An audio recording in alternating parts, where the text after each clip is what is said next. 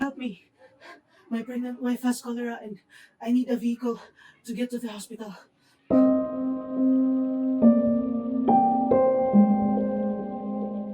I'm sorry, but Father Hilario took the jeepney.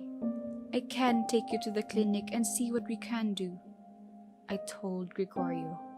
His wife was outside, crying out in pain in the hammock they used as a stretcher. And so, we went to the clinic to find a doctor assigned to Tubog for the 6-month rural training.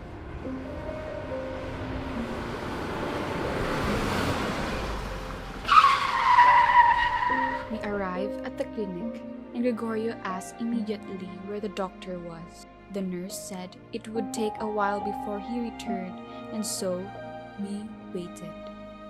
Finally, the doctor came. I'm really sorry for the wait, but here's my prescription. Thank you, Doc. I will buy the medicine right away. A few minutes, Gregorio came back with a tired look on his face. The store didn't have the medicine. I will write you another prescription. Maybe they will have this one. Once again, Gregorio returned and came back empty-handed. We need dextrose, but there is none here in town. And so, he asked around the neighborhood if people had any. Fortunately, a woman did. Here, take this half-filled dextrose bottle left over by my husband before he died. Thank you, ma'am. Your help is greatly appreciated. We rushed back to the doctor and gave him the bottle. We were hopeful until he said, Unfortunately, there is a very big problem. We have no dextrose needle, and we need to take her to Cabancalan as soon as possible. Cabancalan was so far, so I said, But doctor, she'll die on the way. Lina was crying out in pain. Gregorio looked like he lost hope. Then the doctor said, I will try to give the dextrose with this very big needle, but I can't find any vein. They all collapsed. Please, help us. We had no vehicle to use. The only way was to haggle for a jeepney, but Gregorio had nothing. We tied the hammock inside the jeepney. There were no sedatives to calm Lina. Please, help me. I can't take the pain anymore. Please, hang on, Lina. We will get help soon. I watched the jeepney disappear from sight. I whispered a prayer and hoped for the best. When Father Hilario returned, I told him about Gregorio and Lina. In the middle of our conversation, Gregorio appeared. It was written in his face. Lina died halfway through the journey. Her baby died inside her. The jeepney driver refused to take her back to Tubog, saying it was bad luck.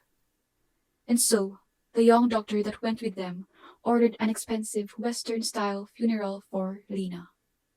It amounted to 8,000 pesos, an amount Gregorio did not have. And so, he borrowed money from us and sold his land. During his wife's funeral, Gregorio asked to be photographed with her. When I took the picture, I wonder where Gregorio is. Now here is our presentation for the problem tree based on the story of Gregorio. Health has a great impact when it comes to human satisfaction, well-being, and economic growth. Therefore, according to WHO, every human being has the right to obtain the highest standard of health, but not in Gregorio and his wife's situation.